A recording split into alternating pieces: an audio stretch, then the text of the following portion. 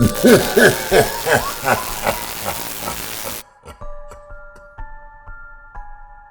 guys, welcome to the Glowforgery. This is our tutorial for our trick or treat candy tray. Lots of moving parts on this one, super fun, great kit to sell, ready to paint. All these parts, going to put them to one side while we work on our tray. So a lot of what we do here is going to be just basic craft paints. Pick the colours that you want to work with. I use a lot of water with my paint to try and get the desired look that I want without having too much pigment on the board. You can always build up, but it's really hard to take it off because it is paint. It's not, it's not something we can erase afterwards. So I'm just going to get going here. I'm going to use a slightly damp makeup sponge. We don't want to overload it, but we want to get a nice base on the grey on the wood. Doesn't matter if a little bit goes into the cobwebs, but we want to try not to flood the cobwebs because we want another paint colour to go down in there. So we want to gently wash it across the top.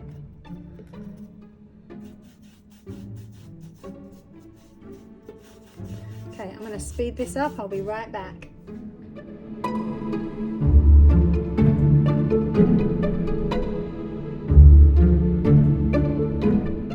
Okay, so we have the base colour on the tray now. Kind of aging it around the edges as you saw towards the end of the video. I love the way the paint went into the cobweb, so we're going to kind of leave it like that, but if you roll out the makeup sponge after putting some of the other colours you want to use on the edge, it will just blend in quite nicely, and it leaves the pigment into the score lines, which is how you can see the cobweb nicely. So basically you're going to sponge with some black paint on that wet sponge that you were just using for the grey, and then you're just going to use the slightly dry side of the sponge just to mix it inwards. So it just gives you that nice mix of colour, and anywhere you can still see the wood. I don't really think it matters, but you could kind of put some dark patches and just roll them in. Just already looks pretty old and funky, which is what we want. I would leave it at that. Now we're going to paint our trick or treat words that will sit on the tray where we have our score line. Again, I use a makeup sponge. Kind of use those for everything I can anyways. I like to do a fade. You could do it this way or horizontal. You know, if you're going across the word, you could pick a bunch of different colors. I personally am just going to do two. So you want to get the top of your sponge loaded up, but you don't want to get it all across the sponge. We're just going to use this to drop some color on our top edge. I made a green and purple one for my son. Now I'm making a pink and purple one for my daughter because they're the colors they like. And this doesn't have to be perfect because you're going to go back in a second with the other color and you're going to blend, but you just want to make sure you've got a little bit across the top half of everything. Now we're going to get the sponge and get our purple on the bottom and just get some paint all the way along.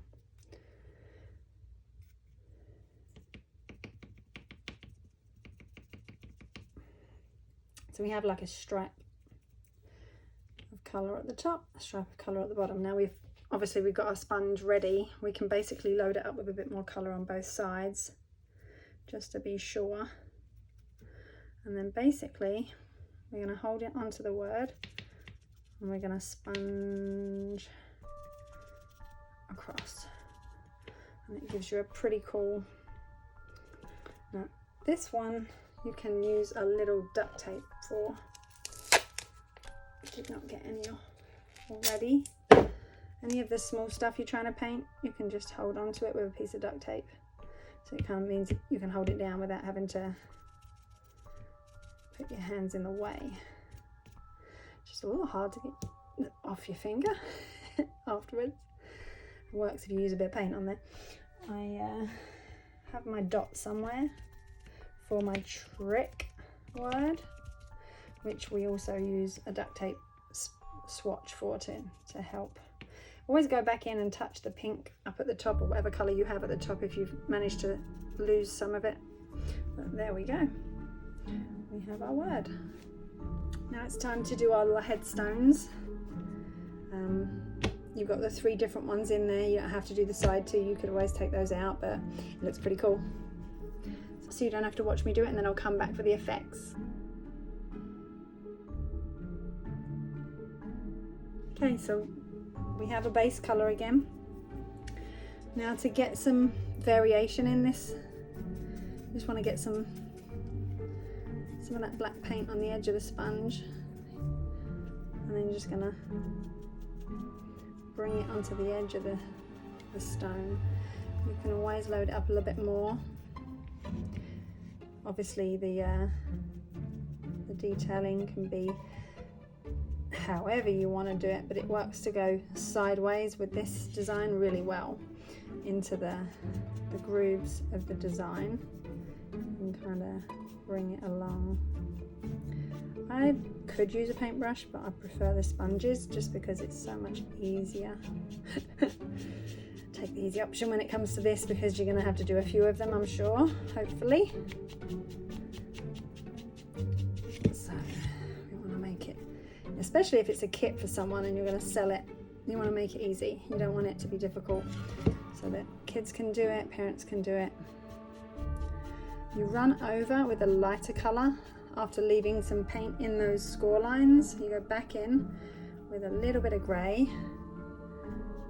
and it will brighten up those words. You can still go back in with the black if you lost that definition, and drag it across the edge like this.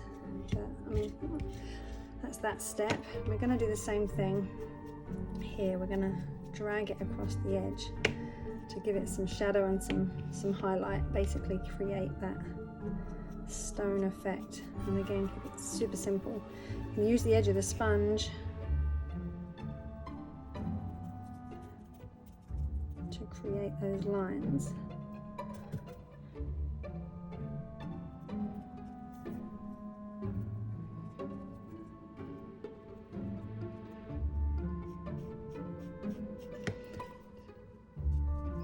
How you want to do it.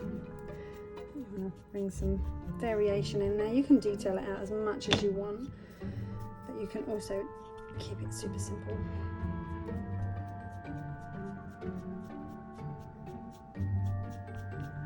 A little crack looks pretty cool. And we're gonna, as soon as we've done this, we're gonna do another really cool effect. It gives it a real old stone look. I'm just going to put some of that light paint over the top to make the words pop.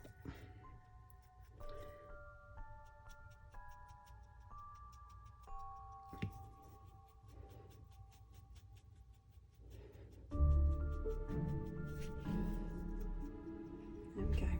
Now what we're going to do for that is I use the paintbrush that looks, the fan paintbrush.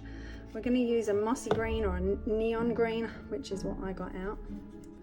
Really don't want much. We want to have it across the whole brush, but possibly have some tissue just to take off some of that. Now I'm going to try it on this one first. This is going to take some practice. You could always try on a scrap piece of wood first, and we're just basically going to drag it down the stone on all of the top edge areas where you would have moss landing on mold and growth of little plants and what have you, always going to grow on the top edge of the stone. So we're going to come downwards. You don't want to keep going in different directions because it will just look weird. We want to create that look of it's at the top of the stone. So if you remember the horizon line so that it keeps it straight, and you want to keep dragging down with the brush like this, so you never end up with it being in areas it shouldn't be. And if it gets on the headstone, just use your finger and rub it off. You don't really want it on the middle. You could, you know, dab it and dot it around if you wanted to, because there would be a little bit on there, but you wouldn't want to put too much on there. And again, you need to have a little bit on the brush, but not too much. So again, we're going to keep the stone straight. I'm going to drag it down. Rub it.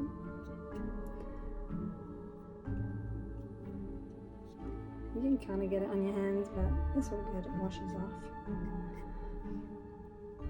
You could kind of remember these lines would stand out, so it's absolutely fine to get some on there.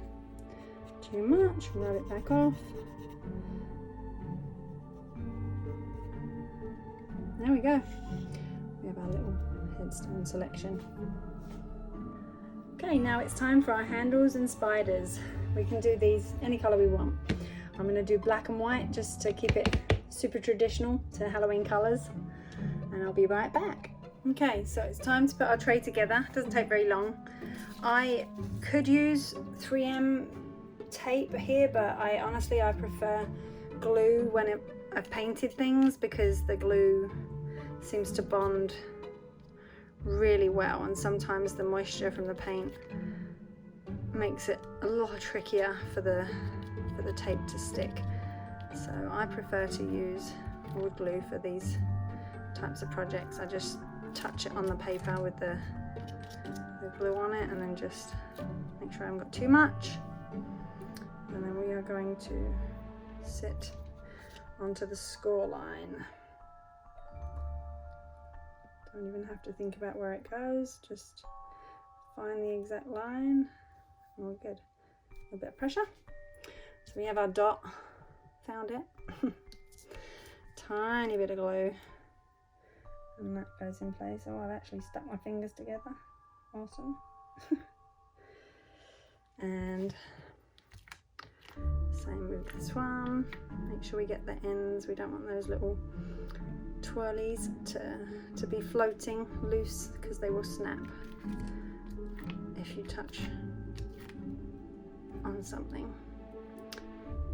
So yep, pretty much got the glue, and again we know exactly where it's going, so we can touch down. So that was easy. Next step is putting our cobwebs on. Painted. I did a version with spray paint and it worked pretty well. I'm not going to put these screws in all the way. Our spiders have a nice, no need to actually use the screwdriver for these. We don't want to split the spiders or break their legs off trying to screw the screw in. So we made the hole on these big enough that we don't have to do that. So we can literally go straight into the, oops, let's move that glue out of the way. We can go straight into the cobweb without having to worry. So basically, if you can see there, see my messy paint job on the spider web, you can basically just go straight down till you feel the screw come through, and we can then locate that straight on our tray. So you don't have to watch, and I'll be right back. So we finished our tray in the wood version. We just need to put our last finishing touches on. We can choose where our spider goes, and then we can stand our headstones in. They wedge in nicely. They don't need to be glued in, and they're much easier to store if we just pop them out afterwards. But I am going to take mine out because I want to show you a variation of this file. So keep watching for a fun, different look. Okay, so we put our handles on. Now what we want to do before we put our headstones in place is finish the bottom. Obviously we want to make sure our fingers can fit under the cobweb to be able to pick our tray up. We can also dot some paint on top of our screw heads to just make them disappear in, and then maybe even do some little red beady eyes for the spiders. But for right now we want to work on the bottom real quick. So we're going to work on here. I'm going to put that to one side because we have these cute little stinkers to put on the bottom. Bring our paint back. Pretty much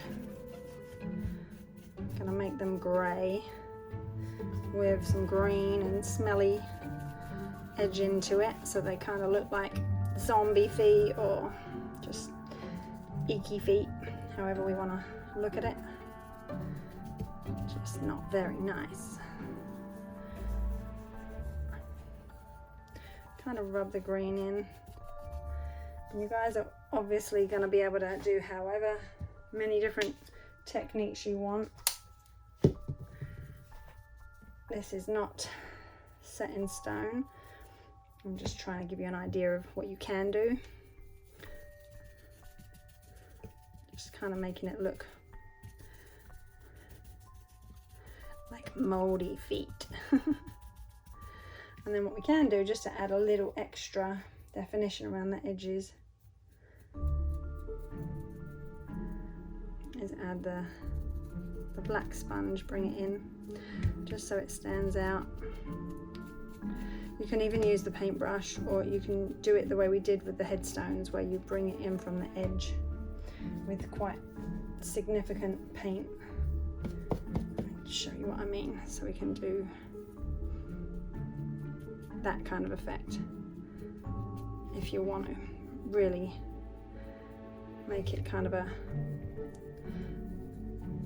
different.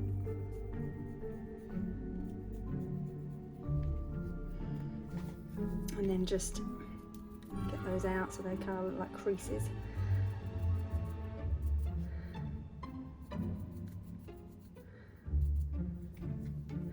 You can really have fun with the look.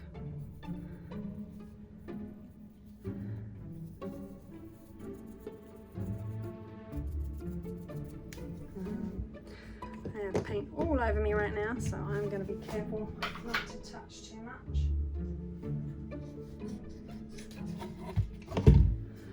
There's our tray. Now our screws, the 3/4 inch screws that we've used, going through the spider, the cobweb and the tray, should not reach the bottom. They shouldn't be able to get through. Just in case the wood came in slightly thicker than we expected, we obviously want to be careful. So these feet literally are feet to protect your table. So you can put those, little line of glue, put those in place, and they will cover the screw head or screw tip if it does pop through your tray. And basically, you know, let those dry in place. You can put a little pressure on by turning the tray over the other way, but the paint is still wet, so I can't do that. But I will spin it over and finish the tray in just a second. So I'm going to add a couple little cute details. Since we've got the tray up this way, it's a little bit easier. Oh, you can't see. We're going to do some of that nice neon green. A bit more on the top edges.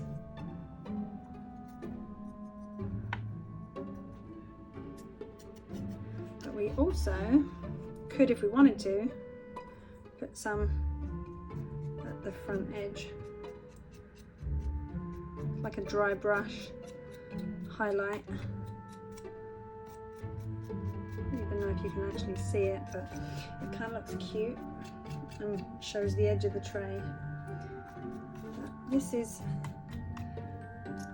our tray made, a couple different variations on the colour there. Hope you've enjoyed watching our Glowforgery trick or treat tray tutorial. Wow, that was a tongue twister. Check out the links below to our Etsy page where you can buy the file to make this tray with your Glowforge. Thank you.